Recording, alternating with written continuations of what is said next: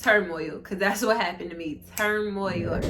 What's up, everybody? You can already tell from the title of this video what we about to get into, so let's go. First of all, if you can hear the background noise, sorry about that. They are outside mowing the lawn and doing other construction work. Y'all, I took well, let me start from the beginning. Like, I graduated college with my BS in May 8th, I want to say 2021. Like a week or so after that, I had my graduation party, and literally the week after my graduation party, I broke my ankle in 3 places. So with a broken ankle, I broke it in 2 places and dislocated the top. So I had to undergo 2 surgeries and extensive physical therapy that I'm still in to this day. It is November.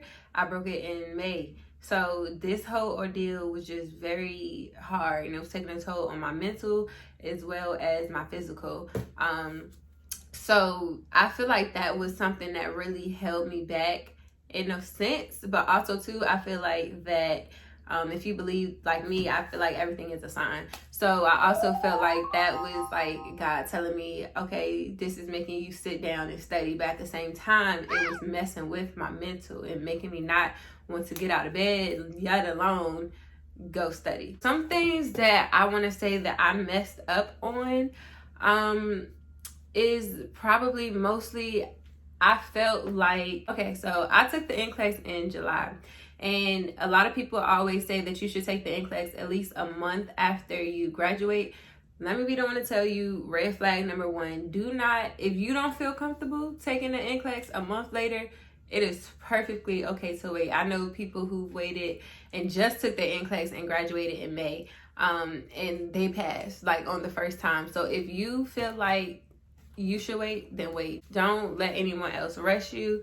Also, don't do everything that somebody else is doing to study. I feel like that was something that was a big problem for me, because me and my friend, we both used the same study tool. It worked perfectly for her. It didn't work for me, but I felt like because me and her studied in nursing school together, just being honest, I felt like me and her, since we studied in nursing school together and we passed, and her learning style and my learning style, even though I know it's kind of different, I was like, well, why not? Because if she could do it, I could do it. Don't do that either. Everybody is totally different. A part of me since the beginning knew that that study material that we were using wasn't for me, but I did it anyway, again, because I felt like, well, if she could do it, I could do it too. So yeah, 1, don't listen to everybody. Don't follow the crowd. Okay, y'all, my camera is so rude. It really just cut off on me. But yeah, like I was saying, don't follow the crowd. Don't follow what everybody else is doing. Do what works for you. Don't listen to everybody, because only you know what you need to do as far as passing. And honestly, another thing that I did not take that Q bank serious. I'm gonna tell you now, I just said don't listen to everybody, but listen to me when I say take that Q bank serious. Do those questions, do those rationales, take that serious. I probably only did like 2 Q bank exams before I took the NCLEX, which was the dumbest thing you can do. Unless you got it like that, do not do that. Don't do what I did. I just wanted, every time I think about that, I just want to just slap myself, because why would you do that? But yeah, take that Q bank. Also, write down the rationales. Me, I was somebody who I have to write down stuff to remember. So I did my Q bank, and then I would write down the rationales, study the rationales, and it worked. Like I was saying, I took the NCLEX in July. The day of the NCLEX, I just was not feeling it. My anxiety was through the roof. It was bad. Like, my anxiety was through the roof. I knew that I was not ready. And this brings me back to, again, not to listen to everybody, but to listen to yourself, because I wanted to postpone my NCLEX, because you can, and it's perfectly fine. But I said that to people and they advised me not to. So that was something else that I did wrong. I knew I should have waited, because I knew I wasn't ready deep down inside. But I did it anyway because everybody told me that I should. Also, I'm not sure if I mentioned this in previous videos, but prior to graduating, I also had a job lined up to start in August. And so that's why I try to take the NCLEX so fast as well, because I tried to be ready for my job in August, which I also just got injured, and my injury was nowhere near recovery. In August, I couldn't even walk on my leg then. So I don't know what I was wishful thinking, I guess, but yeah. So I basically rushed it. I didn't take the Q Bank serious. And I was using a resource that to me wasn't benefiting me. I got into the testing site. I was so ready to go. In my mind, it was like I knew I was not gonna pass. Your mind can play tricks on you, and whether that was the case or not, go in there thinking positive, period. Just don't think about it. It was a mixture of anxiety and the whole myth where everybody's like, if you get to 75 questions then you're good, you pass. So of course, if you go past that 75 question mark, turmoil, because that's what happened to me. Turmoil. I blanked out. I kept telling myself, it's okay if I go past 75. It's okay if I go past 75. It's hard to think about going past 75, but honestly, and from what other people have said, if you go past 75, you have higher chances of passing than you cutting off at 75. I know people who cut off at 80 and fail. I know people who cut off in their 70s and fail. Like, 75 does not mean that you pass. So if you get past 75, take it as okay, I got more chance. I have more opportunities to pass this test. But yeah, so like I was saying, I was in turmoil, and when I went past that 75, I started crying at the desk. I had to get up. It was taking me a while to do the test anyway, so I think it's like 5 hours. Yeah, it's 5 hours. So I think by the time I got in the 70s, I spent 2 hours, and I was so focused on the time. I was like, oh my God, I'm about to run out of time. So another thing was I felt like I was rushing because of that. Also, one of my friends had told me how they spent like 2 hours on 75, but they cut off at 75. So my biggest issue, as I'm saying this out loud, is I kept comparing my experience to other people's, and that's something that you should not do. Your experience is your experience. Your journey is yours. Kudos to them for what they did, but this is about you. So I see that the stuff that my friends said to me kind of hindered me then. Not saying that they thought it's totally mine, but by me trying to compare myself to them and what they did and how they went about their test or their journey, and me trying to do the same thing, it did not work for me.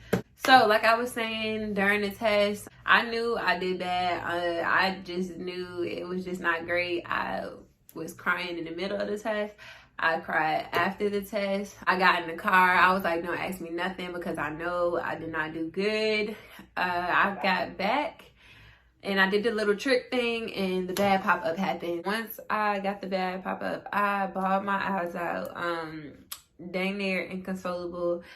I was bawling. It was really bad, really, really bad. Like, so I went home. I had my little pity party for maybe like 2 weeks. I'm gonna say this now.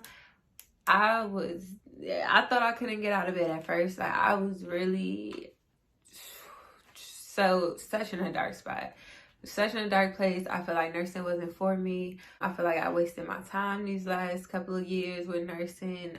I wasn't good enough. I was really in a dark place. Sorry, y'all. For some reason, my camera keeps cutting out.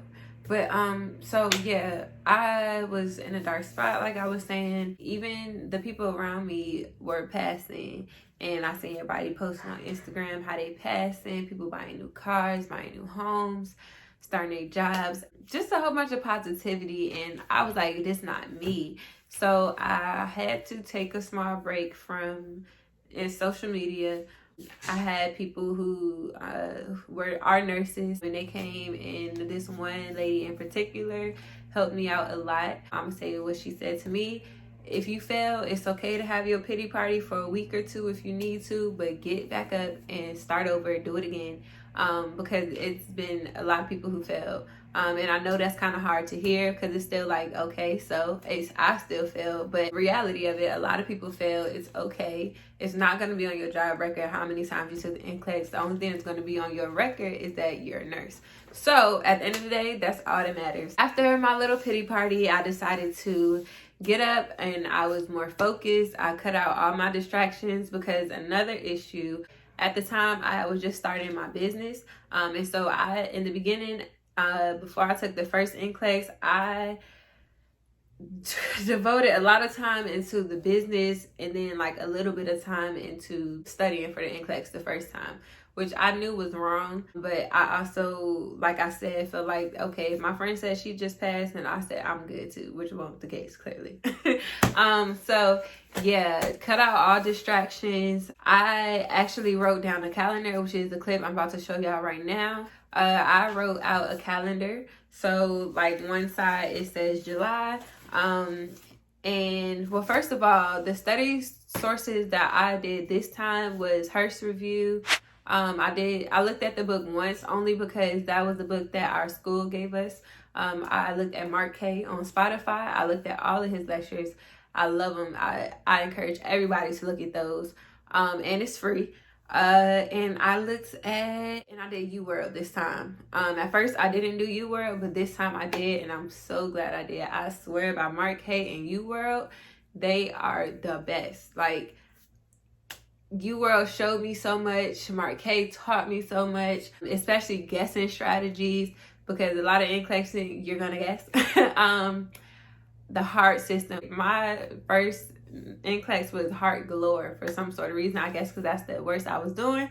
But he broke down the heart so good to me, as well as prioritization, everything. I just go on Spotify, download Spotify, and watch all of his lectures. Also, like I said, UWorld was best. The main two things I was using were UWorld and Mark K, but I also would look at the quick facts book that I had got from the previous resources that I was using. I looked at hers, like I said, once, and that was it. But my main two things were UWorld and Mark K. And I know a lot of people said only use one resource or stick to one resource, but like I said, don't do what everybody else is saying because that might not work for you. Me, I need to see it a whole bunch of times, see different ways, which probably isn't good, but that's just me, and that's how I am. So this is my calendar. I have my nice affirmations. This is July. Y'all see, I took my exam the first time, July 16th. Y'all see, I was big mad. I crossed it out and everything. I have like day 1, day 2. So day 1, I did math and cardiac. And then I do like chest tubes. Day 2, I reviewed the cardiac. And I think I listened to the Mark K lecture. Honestly, my first week was kind of all over the place. Let's go. So August is when I was really going in. Day 7, I did a review of cardiac tests because every subject I did, first of all, break your stuff up into subjects. So do cardiac one day, do respiratory one day, chest tubes another day, psych another day. So I did stuff like that. Every subject I did that day, I did at least 25 to 30 questions in UWorld, and either I looked at the rationale that day or the next day. You can do specific questions for respiratory, specific for psych, children's, whatever. And that's something I really liked about them too. Day 8, I did endocrine, and I took the review test, culture stuff, and then I put in some rest days. So like some days I'll do respiratory. I would review respiratory, and then the next day I'll do the respiratory test. If I did good on that test, I'll start back. So like this one, I started on GI. But if I would do bad on a subject, I'll go back, double back on the subject, and then start on the next one. So mainly it's just taking your time, going through each subject. Y'all, my camera is really tripping, so I just had to switch devices as a whole. Once I got the hang of the subjects and I felt pretty confident is when I started tying them all into each other. Also, that was also for medications too. So like sometimes I would do respiratory and GI together, and I would do the medications separately, or I would do respiratory and respiratory meds together. It was just like a mix of a lot. Honestly, for that part, I would say do what works for you, because studying the subject and then studying the medications that go with it, to me, are two totally different things. That's honestly something that you just have to try out, and like I said, do what works best for you. But yeah, so after a while, I did the 75 questions. I try to do them daily, but if not, I at least try to break it up. So what's half of 75 is what? Ooh, God, that math, child. Y'all, speaking of math, let me tell y'all, I had 2 dosage calc questions on my exam. So please review that. Please review fluid intake and outtake. I think that was one of them. Because who told them to do that? Like, what? I ain't never heard nobody get no type of dosage calc on their NCLEX, and look at me. I will be the one to get it. I hate dosage calc so bad, y'all. But anyway, back to the video. It's 37.5. So you could have either did 37 or 38 questions, which is what I try to do almost every day. Or if you don't want to do 75 in the whole setting, you can do 37-ish in the beginning, and then, well, in the morning, and then 38 at night. Honestly, works best for you. I will say that as you get closer to your date, that you should start taking the 75 questions whole, and you should do the non-tutor mode, which means that you won't know the rationale to the end of the test, and the test is time, so that also helps with that as well. So yeah, pretty much that's what I did to study. I wrote down a lot of affirmations. I have a whole lot of affirmations that I went on, that I would listen to, that I would look at. And honestly, just had to keep a positive mindset. I gave myself time to be sad about not passing it. I gave myself time to rest when I felt like I was doing too much. Give yourself self-love, self-care days as well. I went out sometimes even on a broke foot, because my foot was very much still broken, very much still not weight bearing. My boyfriend took me out sometimes. He set up a little picnic for me. Just do stuff that makes you feel good. And it's not even you have to go out and do stuff. You can do your nails or something. Go watch your favorite movie. Like, do something that you've always wanted to do. Your mental health during this whole journey is so important. So, I took my test again on October. Mom, when did I take my test? I want to say it was October 27th. No, I think it was October 25th. So I think I took my test on the October 25th. And like I said, my job been working with me with my injury, so they pushed my date back for me. They knew I didn't pass the first time. They've been nothing but supportive of me, which is another plus for this facility, because that means that they care about you. But that's a whole different video. This time I didn't tell a single soul I was taking my test. I went up there with a positive mindset, but this time was so different than the first. Like, even leading up to it, at first I thought I should push my test date back, but then I was like, no, it's kind of either now or never. I felt so relaxed. I felt at ease. I prayed about it. I put it in God's hands, because I knew I did all that I can do. Now it was just for the man above to do what he could do. So yeah, it was, I don't know, it was just really different. The vibe was different. I keep saying I was really calm. I took my time on the test. I was confident but not cocky. Be confident but not cocky. This time around though, my test was heavy on nursing, like if I was a charge nurse questions. And so I thought I was doing bad. I thought, because half of that stuff, I was like, what? I was guessing, because I literally had nothing about no type of diseases. Like, everything was, you're the charge nurse, da-da-da-this, da-da-da-that. So I was like, am I doing good or am I doing bad? But after the test, I actually was talking to one of my friends, and she said that that's one of the more critical thinking questions, which means that you're doing really, really good. So if you have gotten those questions, or if you get those questions, you're doing good. Okay, so just relax. This time around, I took my time. Like I said, I I try not to look at the time in the screen so that I don't freak myself out. I treated each select all that apply as true or false questions, which is really important that you do.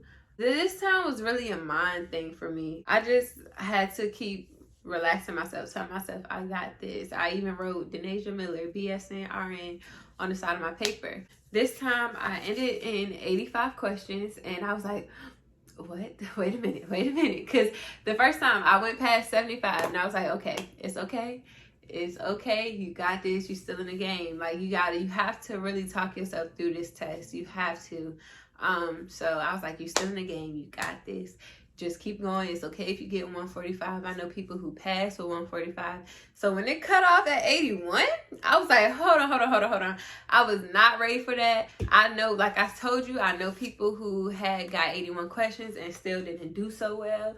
So I was like, ugh. As soon as I left the testing site, in the parking lot, I'm over here crying. I'm on the phone with my other 2 nursing friends who passed their NCLEX recently. I'm like, oh my God, they cut off at 81. I don't know what to think. I was telling them just how I felt, but the whole time I'm crying and stuff, y'all, a part of me felt very relaxed. Like, I'm a drama queen and I know it unapologetically. I did the trick, and the trick was like, our records indicated you passed. When I tell y'all, I screamed so loud, it started, I think I scared the man and that was in the parking lot with me. Like, I was just screaming. I was like, oh my God, I passed.